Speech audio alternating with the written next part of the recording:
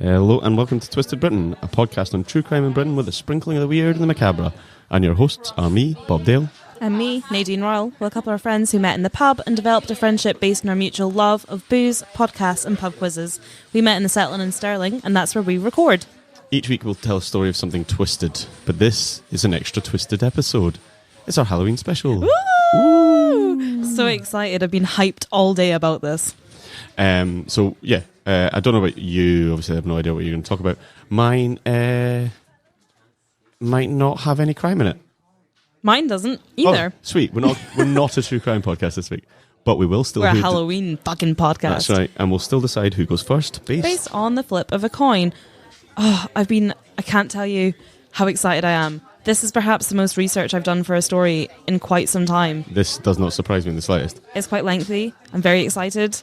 I think you're going to like it. I think you're going to like it. Okay, well, I hope so, because if it's rubbish, I'm going to be real upset. Just happy Halloween. Yes, this is the culmination of our Halloween Advent period. I'm having the best time. I know you are. Can't you smell it? Halloween is here. It's everywhere. It's in the air. It's all around. I'm so done with this. I really am.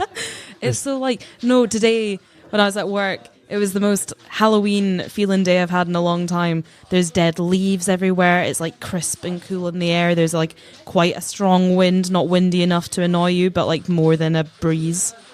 Halloween, bitches. Well, I think we're all aware on Nadine's opinion of Halloween now. Thank you very much for that. So you've enjoyed your research. I don't need to ask you that. No. Have you? Yeah, this is... I think you'll like this. I've gone a bit... weird and wacky. I followed on from your Christmas special. I like it. Last year, but I've kept it British. Oh, well, congratulations. Other than that, it's quite like yours.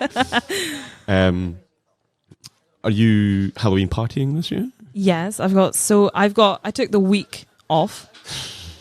So I've got so many Halloween activities starting on Saturday this week, which is the 26th. So I'm taking Mum to Glasgow, which is the Botanic Garden Light Show, and they've got a Halloween section. Excellent. Very nice. I was at the Enchanted Forest. Oh yeah, I saw your photos. Looked lovely. Same type of thing as Glasgow. Yeah. Kinda. Anyway, carry on, sorry. Sunday, I'm going to the Big Feed Glasgow, which is a big eating establishment place with lots of different street food, where if you wear a Halloween costume and it's the best, you win a £100 cash prize, motherfucker. How have you been making this one since last Halloween, or No. just recently? Oh no, it's just my normal attire. So if you go onto our Instagram or Twitter, or our Facebook, you'll have seen how we were dressed for recording this entire episode. Honestly, it's not too hot to wear a sheet the whole time. But in my head... That's how you're going to go to this fancy dress, like just in a sheet like that. Gives your money, bitches, I'm a ghost. £100, dickheads. Also, though, very cute. If you bring your dog in a costume and it wins best costume, 50 quid. Hella decent. Yeah, but you would need to buy a dog. I'll just borrow one. Oh, okay. And put a sheet over it as well. Ghost dog. Matching costumes. £150 straight to me. My Halloween week then continues. What's next? Next on the list is what's the dates?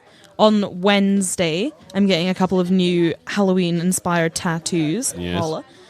Wednesday night, I'm having a Halloween bash at mine, where my friends are going to come over. I'm going to make Halloween-themed food. We're going to watch horror movies. Oh, are you now? Yes. What? Did my invite get lost in the post? Bitch. Thursday, of course, Halloween. Where else will I spend it? Other than my beloved Settling. Are you coming up here on Thursday? I might come up and join you then. Please do. Me, Kitty are coming, so it's going to be a big one. It's going to be ghoulish then. Ghoulish. Friday, I'm going to go and see Dr. Fucking Sleep, the follow-up to The Shining, best movie of all time, in my opinion. And Saturday, I'm going to Arnprior, pumpkin picking. Nice. And then I'm going to another party, Halloween. I'm probably going to go to work. You should take Isaac trick-or-treating at least. I still think he's a bit young. We might go to the neighbour's house. I think he'd enjoy it. Yeah, go to a couple of houses. He's not a big fan of costumes. Oh, bless him. Which was evident, actually, when we took him to Gruffalo Day in the Park recently. And he went around and he did all these wee activities, and it was catching donuts on strings, so kind of Halloween-y, yeah, and all bits and pieces. And then they were supposed to meet the Gruffalo at the end, and we had to take the book out of his room later that night because the Gruffalo that turned up was fucking scary. Like, I'm petrified of it. Oh my god. We had to tell him it was a man in a suit. Was it accidentally not the Gruffalo and instead the Krampus? It was no, well, it was worse than the Krampus. Worse than I genuinely, Krampus? I'll show you a photo. It was the worst thing I've ever seen. I think we're going to have to upload a photo now because... I will do it. And Isaac is absolutely not in any of the photos of the Gruffalo because he wouldn't go near him. Like, no, wanted to go home instantly as soon as he came out. Blimey. It's hilarious. Anyway, Bless so yeah, him. we might take him guising, but if we take him guising, it'll be to like the next door neighbours. And that'll be That would be cute. A wee girl lives a couple of doors up. It's about the same age as him, so that can. That might be nice. But other than that, no, I'll go to work. Probably record a podcast on the Tuesday evening. Yes, we will. And that'll be that. Oh yeah, that's what I'm doing on Tuesday. Yeah. Thanks for remembering. Anyway. Shall we? Well, this is coming out on Halloween, so happy Halloween, everybody. Happy motherfucking Halloween! Hope you've all done spooky things. Hope you're going trick-or-treating. Yeah, and if Hope you've done you're- any spooky things, post us some pictures online. Yeah. Especially if you've got any dog costumes. Spud, I'm looking at you. Oh, you'll need to get him on Instagram. Heads or tails? Heads, you go first. It's tails. Hey! Okay, you ready? Always. I'm so excited. I've been so excited all day. There is quite a lot here. I apologise now. It's just Nadine's fact-heavy night. Hello, yes. Great. So, I decided I would talk about seances. Okay. So, let's start with the definition. Right. According to Google, the definition of a seance is a meeting at which people attempt to make contact with the dead, especially through the agency of a medium. The word séance comes from the French word for session and the Old French word meaning to sit. So in French, the word's meaning is quite general, so you could say something like une séance de cinéma. Very sexy. Lovely. Thanks. Which means a movie session. Much like I'll have on Wednesday next week. I was thinking like a cinema sitting is what you meant, but yeah. No, it's a movie session. Same kind of thing, I suppose. Yeah, but in English, the word is now specifically used to describe a meeting of people who are gathered to receive messages from spirits, or watch a medium receive messages from spirits. Even though the word séance means to sit, you are not required to sit to participate in one. Okay. You don't have to. I mean, you're probably more comfortable. I think so. They normally take quite a while. Yeah, and to put up with the amount of bullshit a medium's about to say, you need a seat. Don't start shitting on my story this early. So, one of the earliest books on the subject of seances was Communication with the Other Side, which was written by George, the first Baron Littleton, and it was published in England, 1760. Ooh, linked to Britain. See, already. Nailed it. By this time, the notion of hauntings and ghosts were well established, and it would be 2 years later that the scandal of scratching Fanny down Cock Lane would happen. Are you genuinely trying to put Cock Lane into every podcast? Somebody now? did comment I saw that we were that. doing that, and this just happened to work out very well. Just so happened. Yeah, very good. In this book, George wrote of spirits such as Peter the Great, Pericles, who was a North American savage, William Penn, and Christina, Queen of Sweden. He wrote the book during the Victorian era, which is when seances became quite fashionable, and they attracted people from all sectors of society and were a craze which encouraged fraud and extortion, as well as piquing the interest of scientific minds wishing to disprove or prove it. Yeah, I was going to say, which way were they peaked? Probably towards The disapproval. Yeah, maybe. So the popularity of seances really grew with the founding of the religion spiritualism in the mid-19th century. During this time, religion and What was that? During this time, religion and rationality were clashing like they hadn't before, and it was becoming more and more fashionable to engage in parties and hobbies which weren't very Christian. Seances were quite up there with that kind of fashion because in Leviticus, which is in the Old Testament of the Bible, God actively forbids people to seek out mediums. Forbade. Forbade. I forbade you from doing it. You. In 1848, two American sisters, 11-year-old Kate Fox and 14-year-old Margaret Fox, announced that they could contact the spirit world. On the 31st of March, the sisters chatted to a ghost in their New York State home, using a code of 1 tap for yes and 2 taps for no, which you might recall from Scratch and Fanny. Well, yeah, and I say no. I think that was 3. Did I hit it 3 times? I must have hit it on the way up as well then. So I say maybe. Maybe. Quickly word spread and the girls would show their skills off to 409 locals down at the town hall. So that's quite a specific Isn't number. it? Yeah. We must have sold They tickets. did a little head count. Within a few months, a new religion had emerged, and this was spiritualism. Spiritualism welcomed a mix of liberal, nonconformist values and encouraged fireside chats with the dead. Some of the greatest thinkers in history would join this new religion, including biologist Alfred Russel Wallace and Sir Arthur Conan Doyle, which I mentioned during my Sherlock Holmes story, episode 30. Well done. The Fox sisters would admit 40 years later that they had faked the whole thing, but even that would fail to shake this religion. Today there are 350 spiritualist churches in Britain. Are you going to do that every time? I'm just trying to prove that I can do a special that's somewhat related to Britain. Okay. I'll tell you what, I'll give you 10 points already if you stop saying Britain. Okay, fine. Right, cool. So, there's quite a few different types of seances that you can partake in. The first one is the religious seance. In both spiritualism and the religion of divine metaphysics, it is generally part of services to communicate with people from the spirit world. Within these religions, they don't tend to refer to this as a seance, but rather they call it receiving messages. And, excuse my ignorance, but is this always done through like a Ouija board? No. No. Incorrect. We'll get to the Ouijas. Okay. These sessions then take place in well-lit spiritualist churches or outdoors at spiritualist camps. In these sessions, an ordained minister or gifted contact medium will relate messages from spirits to those here in the physical form. Generally, spiritualist message services or demonstrations of the continuity of life, worst, as they're sometimes known, are open to the public. In some churches, the message service is preceded by a healing service. I don't know what that is, and quite frankly, I couldn't give a shit. Right. In addition to communicating with the spirits of people who have a personal relationship to the congregants, some spiritualist churches also deal with spirits who may have a specific relationship to the medium or a historic relationship to the body of the church. So pretty much, a religious seance is one where a church leader, who's like a spiritualist church leader, will, in front of a congregation of people, contact the dead and relate the messages to them. So they're the kind of stereotypical, you've seen it on TV types? No. No, This right. is churchy, religious. But that's the same type? No? Okay, No. sorry. I'll get to them. I'll just sit here and be quiet. So that's like the religious seance. The religious one. The next one is the spiritualist seance. In these ones, spiritualists, psychics, or mediums will hold a seance where all participants speak with various people in the spirit world. These are generally held in a circle where everyone is seated. So, like, the first one is like a church minister. The spirit says this, the spirit says that. Everybody listen. Right, okay. This one, you talk to the spirit, you talk to the spirit, we all talk to the spirit. Spirit for you, spirit for you. Telly stuff. Yeah. No, still not. Still spiritualist. Stage seances. Telly stuff. There you go. As the name suggests, our seance is conducted by mediums whilst on a stage with audience members seated before them. I know, Nadine. Is that like when they do it on the telly?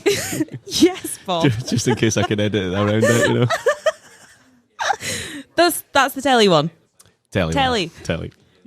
Then you have leader-assisted seances, which are conducted by... Don't say it. Are conducted by small groups of people with participants seated around a table in a dark or semi-dark room. The leader is typically a medium, and they may go into a trance-like state, and theoretically allows the spirits to communicate through their body. These mediums often state that, when they emerge from the trance state, they have no recollection of the messages that they conveyed. It is customary for such practitioners to work with an assistant who writes down or otherwise records their words. You may also try communication through psychography or automatic writing, which is where the medium is not conscious of what they're writing down. They're just kind of You end up scrolling with, on like, the paper pictures and in a trance. there might be a letter there every now and again. Tapping, like the one... Yep. Table levitation or tipping, which I looked into. Don't tip this. Table levitation or tipping, which I looked into. Very cool. I've not put it in here. Maybe cover another time. Very fun. I've seen that done with like the guy sitting under the table. There's just no hands and the table just lifts up. I mean, it was in a porno, but... Excellent. You can also communicate with them through the use of spirit trumpets, which, yes, I will come back to. Spirit trumpets fits for the porno, actually. You can also get them to give you apports, which are items that are transported from one place to another. In this situation, it would be from the spirit world to the physical world. Okay. So like maybe something like a spoon would appear or something of the sort. I don't know why spoon. I don't know why I said that. Moving on. They can also communicate through smell. Take from that what you stinky will. ghosts. It was thought spirits of the dead resided within the realm of dark and shadow, making the absence of light a necessity to invoke them. So that's why they'd do it in a dark room. Well, that makes sense. And then, the last type of seance, you have the informal social seance, usually performed by those with an interest in the occult outside of religious context and without a leader. Sometimes as few as only 2 or 3 people are involved, and it's quite common that during these seances, a planchette and Ouija board are used. I obviously went with the stereotypical image in my head when you said seances at the beginning, but... So you can use Ouija boards and talking boards and stuff in the assisted leader-assisted but ones. you couldn't do it in the stage one because it doesn't make sense. Yeah. Unless you got people up on the stage and stuff. To do it and stuff. But so like that's all our typical types of seances that you can partake in if you so should wish. Actually, quite amazingly, whilst I was doing this research, I found a WikiHow of how to conduct your own seance with pictures. I was going to say with like the 4-step pictures. Yeah. So, should you want to do one? There's your handy guide. We have just reconvened ourselves to the cellar because one of the main problems of recording in a pub is customers. Bloody customers. And although it's good for Leslie, it's rubbish for us. But we have just relocated to the cellar for your listening pleasure. You're welcome. I'm not sure if that's right, but yeah. Sorry to have interrupted you in the middle there. Not at all. So I've just discussed types of seances. So now let's discuss seance tools. Yes, so that was my question for you. Mm-hmm. So with Ouija boards. Yes. Is Ouija the word something other than a Glaswegian? Does Ouija mean like something? Ouija. It does mean something, and I did hear it in another podcast. Actually, the best podcast to listen to for the meaning of Ouija is Last Podcast on the Left. Marcus Parks does a phenomenal telling of Ouija boards and the meaning of the word Ouija. But I'm sure it actually means... Well, there you go. Ouija from using the board, and that was an ancient Egyptian word meaning good luck, apparently. Okay, fine. Apparently. That was my question. So Ouija boards and stuff, tools, let's talk. So spirit boards, also known as talking boards or Ouija boards, are one of the tools that you can use in your seances. Ouija boards became very, very popular because they were made by the brand Hasbro, right? The popular toy manufacturers, and so it becomes a trademarked word. I think it did, yeah. I found a fabulous advert for Ouija boards from Hasbro whilst doing my research. If you'd like to hear, why would I not? Enter the world of the mysterious and mystifying with the Ouija board. You've got questions, and the spirit world has answers. And the uncanny Ouija board is your way to get them. What do you want to know? Ask your question with a friend using the planchette that comes with the board. But be patient and concentrate, because the spirits can't be rushed. Handle the Ouija board with respect, and it won't disappoint you. Minimum age, 8 years and up. So the planchette is the big plectrum-shaped thing. Mm-hmm. And that was your official advert for voice acting? Yes. Right, okay. I will accept work. And all. I will do anything for money. Yes, correct. Ouija boards are flat tablets. They're a board. Typically made of wood or plastic. Fuck off. Clues in the name, but carry on. Does what it says on the tin. They're typically made of wood or plastic and have a number of symbols, pictures, letters, numbers, and or words on them. Commonly the alphabet and a yes and a no. And then 1 to 9 or 1 to 0, Yeah. 0 to 9, whatever. Yeah. 1 to 0. Yeah, 1 to 0. The board is accompanied by a planchette, which is the French word for little board. Tiny wee board. Wee board. Which can be a pointer on 3 legs or a magnifying glass on legs. Or, I read, if you're doing it at home or in the pub, you can just use a shot glass. I added it in the pub. Of course you did. But one or more of the participants in the seance place 1 or 2 fingers on the planchette, which is in the middle of the board. Stop swearing at me. The appointed medium asks questions of the spirit or spirits with whom they are attempting to communicate, and then the planchette will move around and communicate with you. So Ouija boards aren't the only tools that you can use. You can also use spirit trumpets. I do love the word spirit trumpet. Same.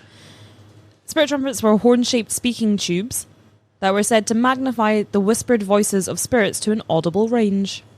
Okay. Pretty cool. You could also use spirit slates, which consisted of 2 chalkboards bound together that when you opened them were said to reveal messages written by the spirits. Was the spirit trumpet, going back to that, like the old lady's trumpet listening thing? Let's have a Google of it, actually. You better be careful what you Google. Spirit trumpet. You might get... Ooh. Oh, it's more special than I expected it to be. Ooh. That's the worst thing I've ever seen. I mean, I could make that with stuff in this room. Correct. I don't, though. I don't want to hear the ghosts in this pub. God. No, God. God. That'd be quite cool, actually. Maybe we should make a spirit trumpet and then put it up to the mic and, like, you guys at home can listen along to the spirits. Can hear nothing except the air conditioning unit turning. Seance tables were special lightweight tables which were said to rotate, float, or levitate when spirits were present. And I read this whole really cool thing about spirit tables and stuff, but I already had enough information in here. I couldn't go on forever, as much as I'd like to. You also had spirit cabinets, which were portable closets into which mediums were placed, often bound with ropes in order to prevent them from manipulating the various other tools. So, like, the medium who was conducting the seance would be in this, like, little wooden box that just had, like, their hands quite comically, like, sticking out the side and, like, their head out the top. Like Mr. So they'd be Boxman. like, see, I'm not making the planchette move, it's the spirits. No? No, carry on. I've got nothing to say. Well, you're going to like this bit because I will tell you why and how Ouija boards, etc., worked so well to fool people into thinking. I was going to say, you were going into the spirit. scientific definition of... So much so that look at the title of this paragraph. Science, bitch. Correct. Professor Richard Wiseman, a psychologist and magician, says that people tend to remember the correct details in a seance but overlook statements or events that provide no evidence of paranormal powers. It spell out the word bum. That's just your That's just my seance, just rude words. Just bum. Wiseman's work has also shown that we are all extremely susceptible to the power of suggestion. With one of his colleagues, Andy Nyman, who is the co-creator of Darren Brown's television Illusions. Okay, yeah. Wiseman used contemporary descriptions of Victorian seances to recreate an encounter with spirits, which he did in a disused prison, which sounds cool as fuck. Using 152 people and creating over 8 seances, Wiseman had volunteers sat around a table in the dark holding hands. Wiseman then had luminous painted bells, balls and maracas move around, which made a fifth of the volunteers believe that they'd had a paranormal experience. So 20% of them. Yeah. 80% went, well, that was a waste of a ticket. I think they were volunteers. Wiseman said, "These things are often very simple. We had a man creeping around with a stick. We thought when we read the original accounts of how seances were carried out that they wouldn't fool anyone. We were wrong. A lot of this is to do with framing. Once you think you have an explanation for an event, you don't have any other ones. Once you think it's a spirit, you don't look for an explanation." So yeah, that's the only possible theory because it's the only one I've thought about. Yeah, pretty much. During the seance, Nyman, taking the role of the medium, announced that the spirit would raise the table. Even though the table didn't move, he then encouraged the spirit by saying, "Lift the table higher," and "The table is moving now." 2 weeks later, a third of the participants recalled wrongly that the table had moved. So, is it like partly he's not forcing them to... It's all like... It suggests. It's all suggestion. Yeah. Wiseman said, "Suggestion builds over time. If you ask people immediately after the event, it is not so effective. You don't want to solidify the memory immediately after the event. So you wait a little while, then you're like, so when the table was moving, blah, blah, blah, and they'll be like, oh yeah, the table was like moving, and oh my god, all this stuff. And like, even if they're like, oh, it was fake, they remembered that the table was moving, even though it didn't. Right, so they... crowd mentality type thing. Yeah. The traditions of seances also increase the success of convincing people it's real. By holding hands, the participants are unable to disrupt any tricks which may be taking place. Everyone's holding hands around the table. You can't stop anything from happening. Yep. Darkness increases sensitivity to sound and movement, and also makes people more scared, which, according to Wiseman, may increase susceptibility as well. I suppose it heightens the other senses. Yeah, and and stuff. you're just like, oh, like you hear things that aren't there, and all that. exactly. Yeah. And especially if you're in the mindset of I'm doing a seance and these things are going to happen. Well, I mean, if you've actively go to a seance, you've got a belief or acceptability to start with. Well, yeah. For example, if I went to a seance and they were like, the table moved, didn't it? I'd be like, oh my God, it totally moved. I'd be so into it. Oh yeah, I'd be shitting myself. I'd be right into that. No, I would be. I'd be like, excuse me, mate, can I see what mechanisms This is are why under you're your not table? invited on Wednesday. What if I have a seance and you shit on it? As discussed, in a Ouija seance, participants place fingers on a glass on a table surrounded by letters and watch as it eerily moves around and occasionally spells out words. Psychologist Susan Blackmore was a parapsychologist early in her career.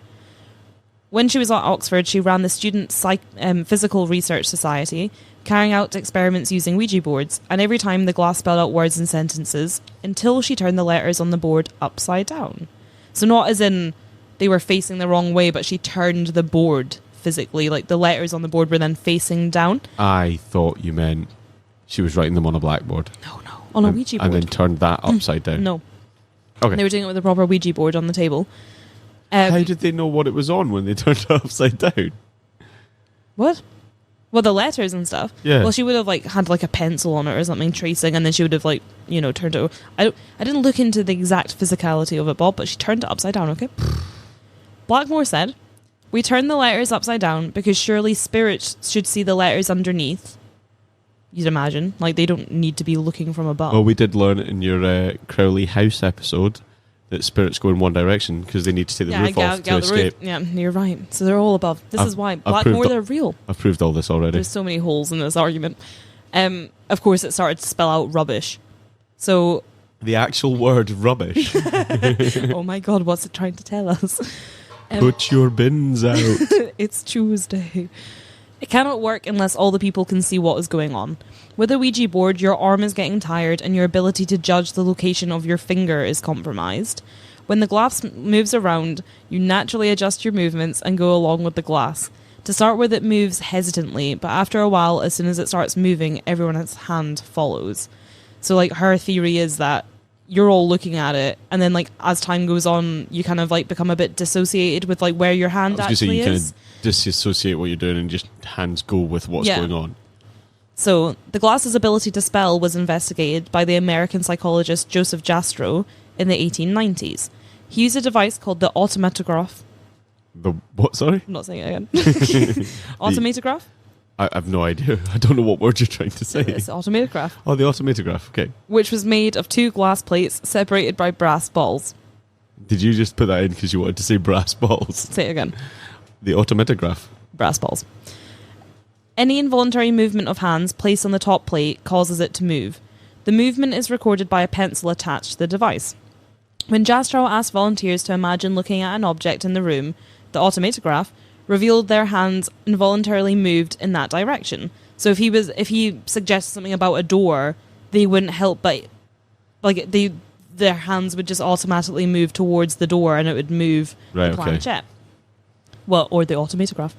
And that's supposedly what's happening with a Ouija board. If the participants look at a particular letter because they expect it to go there next, they unwittingly nudge the glass towards it. Oh, so you're subconsciously choosing it. Yeah, you are spelling it. And because you've became, all these theories kind of tie into one, that you've become dissociated with, your hands actually being the motion that's moving it. And because everybody else is doing it as well. And then, if you start to think, say if they were I want to contact my dead Uncle Jack. And then, it went, it'd go J. And then everybody's already looking at the letter A, no way is this happening. And then, of course, it goes there because everybody's subconsciously moving it. Bullshit. I don't know what it's trying to tell us.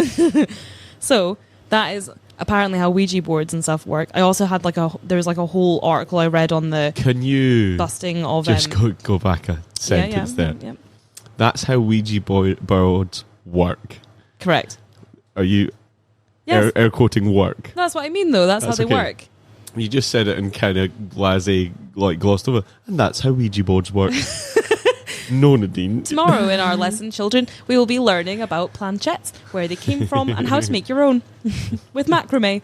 But because it's Halloween and stuff, and I tried really hard to find proof that Ouija boards worked and spirits were real. And everything you found Yeah. said it didn't. Yeah.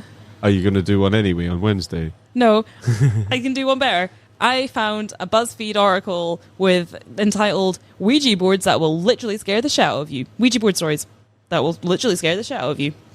And I took the liberty of writing down 2 of my favourites, which I will read to you now. Okay. Kristen W20 wrote, once Why did you go down a Kristen W20? because I'm doing my Are you doing my voice. Oh, this is another There's a advert. Another advert for Doing Nadine. Ruined it now. Kristen W20 wrote, one summer my friends and I met the spirit of a boy named Jake through my board, and my friends kept antagonising him to prove he was real. We were in the basement when the board said to go to my room. There we found crayons that had been knocked over onto the floor, and a notebook on my bed opened up with the name Jake scrawled out in big letters across it. All of us had been together in the basement the entire time, and no one else was home. Our friend said we needed to break the board into pieces to stop the evil, so we did. Ooh, I'm scared shitless. I like this one better. This one actually made me feel a bit weird. I was alone in my flat and I didn't have the telly on and stuff, and I was like, huh? Did you need another adult? Is that what? No. This one's written by Josie C41. Hi, Josie. Thanks for writing in. I got my board after months of harmless paranormal activity in my house. Okay. When I contacted something, the planchette started doing figure 8s across the board, which is a huge no-no. That means something demonic was present. Oh. I didn't touch it for months. When I tried again, I asked where the spirit was in the room. My vision went spotty. I saw a vivid image of my head jerking back, and the words, "with you," were whispered into my ear by something I couldn't see. I sold the board. That made you feel weird in the house on your own. It was it was the whisper thing. I was like, I don't want to be whispered at in my own home. I think we need to get you a few more light bulbs. Brighten that place up a bit. Sitting in the slight dark reading BuzzFeed articles. Don't be buying me bloody spirit trumpets, I'm telling you. I don't want them. I'm gonna make you one out of stuff in this room. Fantastic. Anyway, that was my Halloween story of seances, I liked it. Ouija boards, etc. I liked it. I may have mocked you the whole way through because I think it's all nonsense. And I know you would like to believe some of it's real. Yeah, I love it. But you know it's nonsense. I know it's nonsense, but also at the same time, I ain't ever buying a Ouija board, being near a Ouija board, touching a Ouija Are you board. like really like? No, I'm not going to fuck with that shit. Okay, right, Just, really. you know, I'm not. going to buy you one. If you buy me a Ouija board, I'll cry. Don't, you know, So just spell out "fuck off, Bob." Your first thing. no, because this is the thing. This is the start of every scary fucking Ouija board movie. You'd buy me one, ha ha ha, and I'd be like, ha, I'm going to spell out "fuck you, Bob" with it. And then ha, we ha, need to ha. go to the lake And then of the summer. We'd put our hands on it, and then it would like start actually spelling and stuff. And I'd be like, Bob, is that you? And you'd be like, no. And we'd take our hands off, and the planchette would move by itself, and then I'd be like possessed, and it'd just be a whole thing. And I just don't have the time to be possessed. Can I stop you right there? It would absolutely be me. I would absolutely Yeah, I be know it would spelling be. stuff out. You're such a prick. Also, though, quick side story, personal life side story. Crack Months on. ago, for Leslie's birthday, Leslie, aka landlady of the Cell Inn, shout out. She's not listening. She never listens, bitch. For her birthday, I was in this art shop in Glasgow trying to find her. I found her that cool print of the tequila bottle. Oh yeah, I remember. So I was in this art shop buying that, and it's just like all this shop sold was like art prints and like little like things made by artists, like local artists, like Scottish artists and stuff. Very cool shop. And then I'm like leafing through a rack of paintings, you know, like one of the big Yeah, yeah, through I know what you mean. Yeah, leafing on through it. There, in the middle of this rack of paintings, fucking Ouija board. What did it spell to you? Nothing, because I didn't fucking use Buy it. a tequila print. The print you want is the next one. It's £130.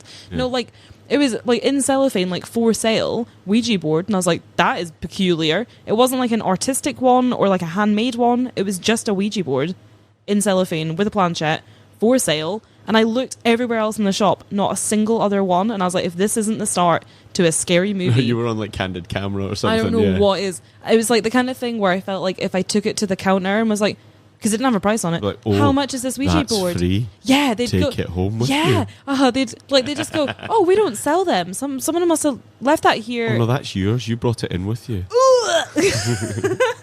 But that's it. That's the start of every scary movie. So do you know what I did, Bob? I didn't touch it. I put it the fuck back where I found it in the middle of those paintings. Was like, that's somebody else's possession for another day. See you later. I'm going to send you one in the post. Don't you fucking... If you get a Ouija board into my flat, I will never forgive you. It will only have certain letters on it. Well, which ones? I haven't decided yet, but it will only be able to spell... C-U-N-T? I didn't say it.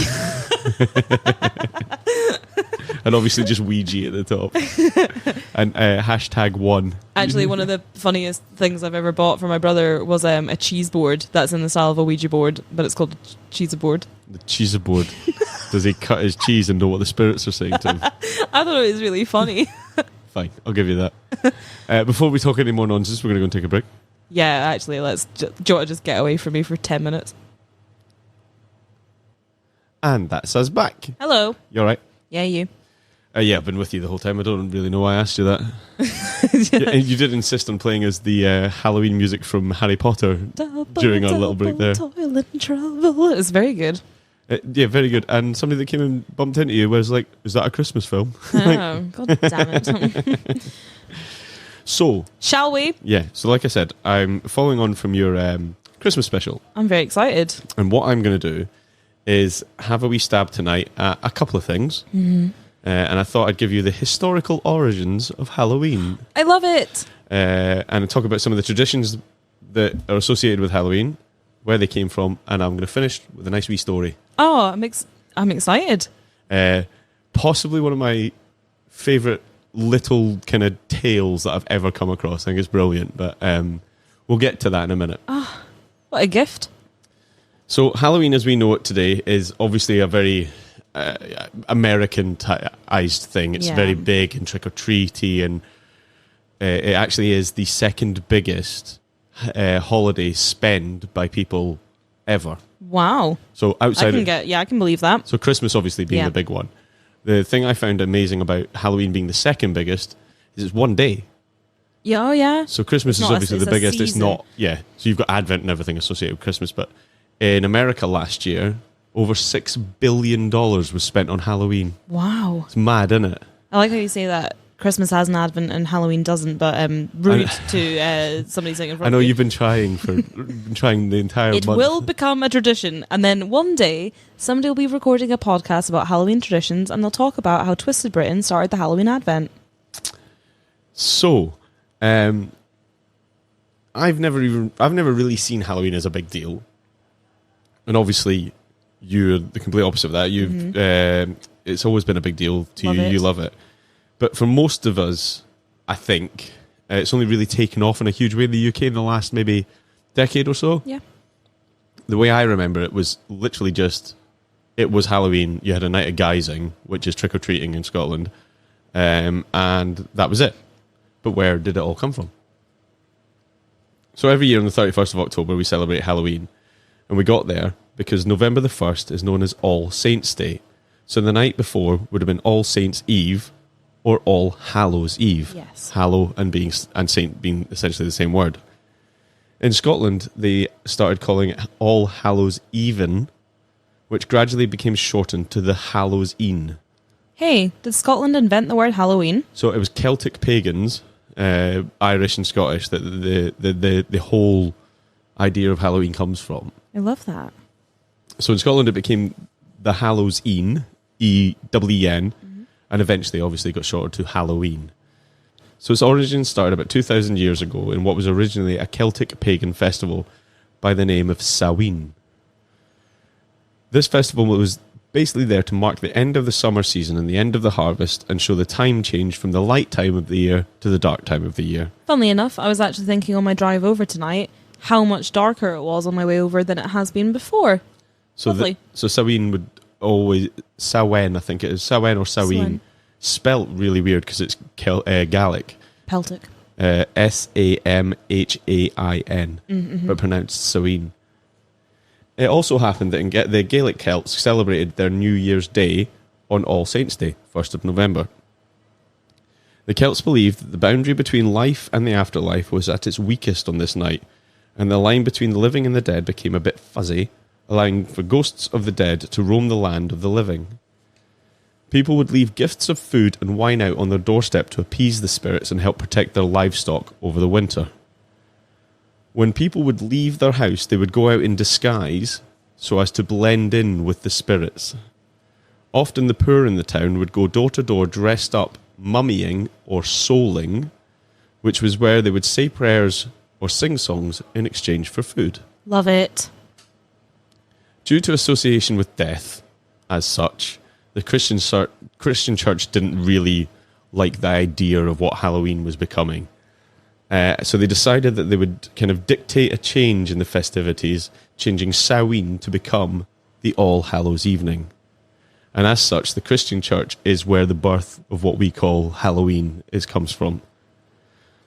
So like I said, so that's a kind of basic synopsis of what Halloween is. So it started off as a pagan festival that was celebrating the end of the summer of the year, moving into the dark time, and they believed at that point there was a crossing over of the land of the living and dead. So a few of the traditions that I think are fairly worldwide Halloween traditions. So I've mentioned dressing up, can trace its origin to dressing as the spirits to blend in with the spirits from the afterlife. And they'd be specifically dressing as spirits rather than, sexy witches and Aquaman or whatever you decide to go as this year. It was as spirits to blend in with. And we can trace the origins of guising or trick-or-treating to the poor in society, going around the doors in exchange for prayers for that family, and they would receive something called a soul cake. The soul cake was essentially a salted pastry made of flour and water. Now, this would normally have happened on All Saints' Day, which would have been The first. But as time moved on, it became part of the Halloween tradition. And that stayed as souling, where they would go around and ask for food and, not begging, they were doing something for it, until probably around the 1960s. Very cool. And in the 1960s, we get that kind of, what I regard as specifically Americanism type Halloween, where you would start getting bags of sweets by going around dressed as whatever you wanted. And it actually tended to be the Irish immigrant families that had come over that would be doing this sort of thing. And they were basically a bribe to stop local teenagers from playing pranks on the house. Trick or treat. Nice. Give me something as a treat, or we're going to play a prank on your house. Treat. Give me something good to eat. So a couple of other traditions. Bobbing for apples. I have no idea where this comes from. I'm excited. Ducking for apples, as we call it. Apparently north of England, it's ducking for apples. Yes. So in ancient Celtic pagan times, apples were used in a few ways as part of a ritual to tell future romances. So the person taking future romances specifically for the person taking part in the ducking. Right. There are a few different descriptions of how it would have worked. So the first was, it could be that each of the unmarried youths in the area would have an apple assigned to them and put in the bowl. How would you know it was yours? Carve your name in it? Guess so, yeah. And the stereotypically female that was bobbing for the apple would know the fate of her future romance based on how many times it would take to catch the apple. Oh. So if they catch the apple first time... Were you trying to catch your own apple? No, you were going for the one... You're finding your suitor's apple. So if you had some, if you were like, I like James. Right. I'm going for James's apple. Yeah. Yeah. If you get James's apple first time, you would... you'd be destined to be together forever. Lovely. If you get James's apple a second time, you'd have a nice wee fling, but it wouldn't work out. If you got it third time, you and James have no chance. Woofed. Okay. If you got somebody else's, I mean, you're just not with your one true love. The apples have said. Maybe I should, every time I go on a date, employ a ducking for apple style. And Absolutely be like, the apples have spoken, I'm going home now. This is a waste of my time. We just take an apple and a bowl with you everywhere you go. Just be like, right, carve your initials in, see how many times it takes for me to get it. The other description of the myth that I found was specifically kind of from Roman times, when the Romans came over to Britain, they were the first people to kind of introduce the apples to over here, I think. If I'm wrong about that, please don't correct me. I'm doing my best. Shut up, okay? And they would have several bowls of apples, or apples hanging on strings. Lovely. And the first, stereotypically again, woman to grab an apple with her teeth would be the next unmarried woman to become married. Oh. So it was Oh my god. When I find my suitor through my apple dukin, I will then have an apple-themed wedding where instead of chucking a bouquet, guess what, bitches? It's apple time. You're just throwing iPhones. Following on from that, with the apple that she caught, I'm pretty sure you've probably done this. They would take the skin from the apple and throw it over their shoulder, and when it landed on the ground, whatever the shape of the skin was the letter of the first letter of the man you were going to marry's name. I love it. You never done that? No, why would I have done that? That's a thing? I've yeah. never heard of it. Did you do that? I mean, I wasn't looking for the man I was going to marry, but I'm sure I've done it, or people have told me that you to do that. And it was, I don't even like apples, but I can't wait until the next time I come upon one. So what you have to do is find a load of unmarried women and you, hang some apples from strings. First one of you to get the apple. I win. I'm going to get married. Obviously. Peel it. Give it a wee peel. Toss. Throw it over your shoulder. Whatever the letter looks like the most is the letter of the man you're going to marry. I love it. This is a fantastic game. I know what I'm doing at my Halloween party. So that's the kind of the origins I could find for duking for apples. Now, I've written here, this is one of my favourite Halloween myths I've ever read. I think this is one of my favourite myth stories I've ever read. And it's certainly Rosalind's favourite tradition of all the Halloween things. Halloween. Pumpkin carving. Excellent. Now, I know you sent me a picture during the week there about turnip carving. Yes, yeah. And it was absolutely petrifying. Yes. However, if you've not seen, actually, I'll post a photo. Yeah, please do. So originally, it would never have been pumpkin carving, because in Ireland and Scotland and mainly Ireland and Scotland at this time, we didn't have pumpkins, no. but we did have swades or turnips. And I mean, not only would it be a fucking ball ache to carve. Oh my god, you'd have to have a good knife. But they've always been known as jack-o'-lanterns. Yes. So do you know why they were called jack-o'-lanterns? I feel like I'd heard before, but I cannot remember. Let me tell you about the tale of Stingy Jack. Please do. Who's the origin of the jack-o'-lantern. Stingy Jack was a miserable old Irish drunk blacksmith who not only enjoyed a drink, but also enjoyed playing tricks and pranks on everyone around him. He was a right old jokester. Now, Satan himself had heard of how good a prankster Jack was, and he wanted to see this for himself. So one night, in the pub, the devil sat with Jack and told him it was his time to go. But Jack, being Jack, told him he wanted just, one more drink, please. And the devil allowed him this. But true to his name, when it came time to pay, Jack was stingy and had no money with him.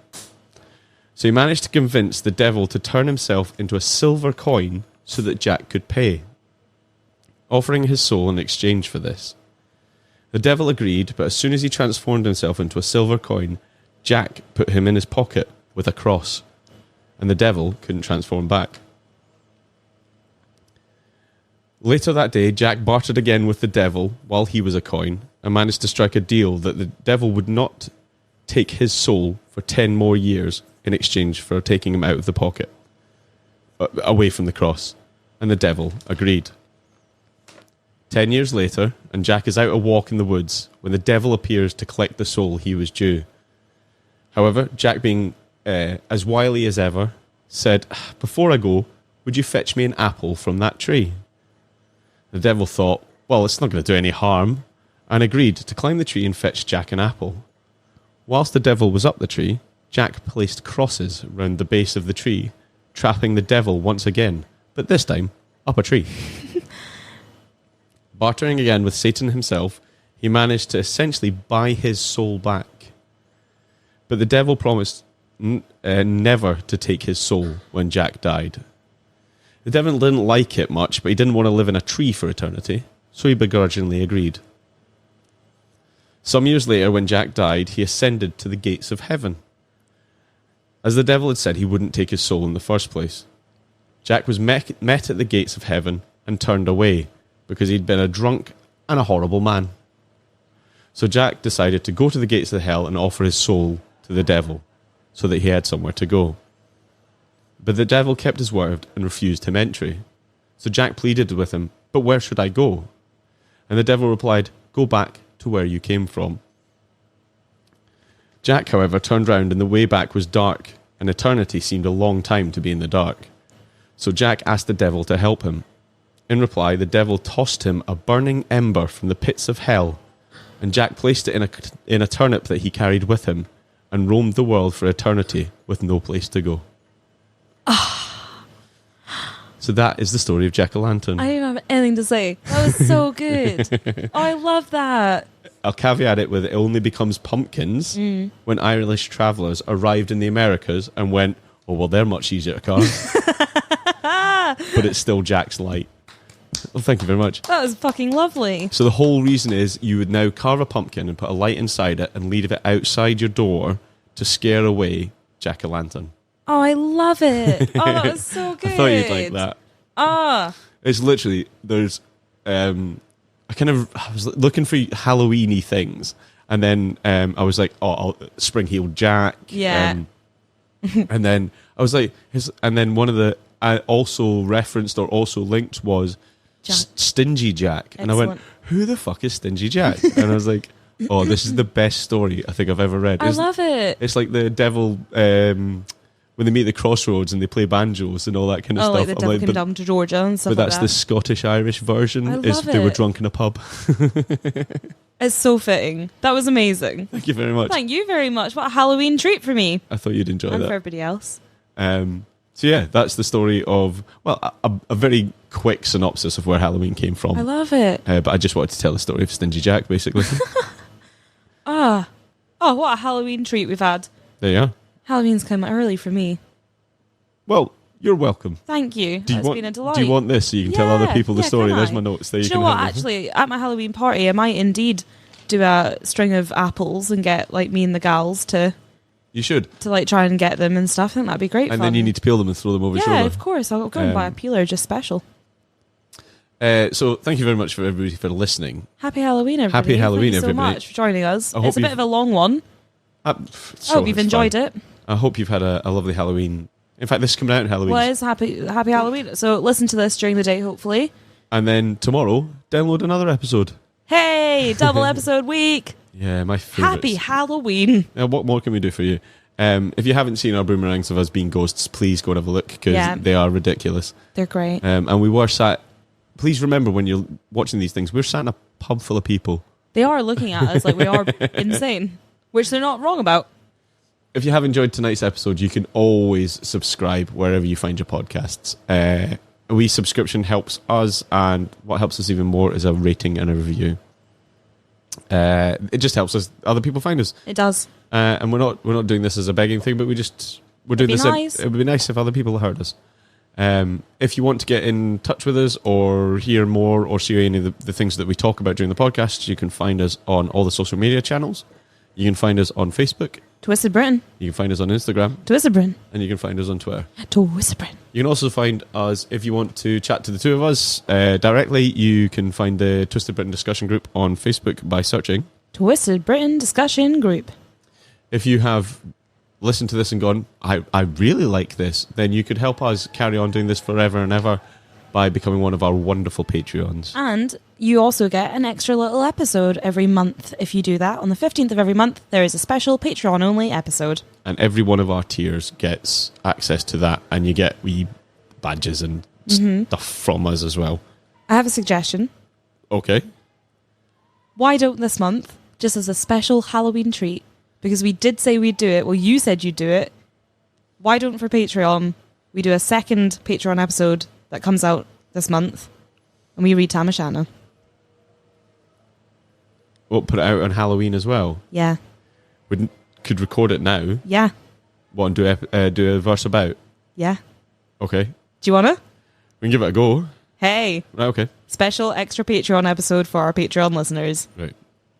All of the double episode treats that you could possibly want. Every single one of them I have to edit. I love you. So, all I'd like to say is thank you very much for listening tonight. Thank you so much for joining us. I hope you've had a lovely Halloween. We love doing our little specials. So we will see you again next time. We'll see you tomorrow. Oh yeah, we'll see you tomorrow. Bye. Thank you, love you, bye. Thank you, love you, bye. Something wicked this way comes.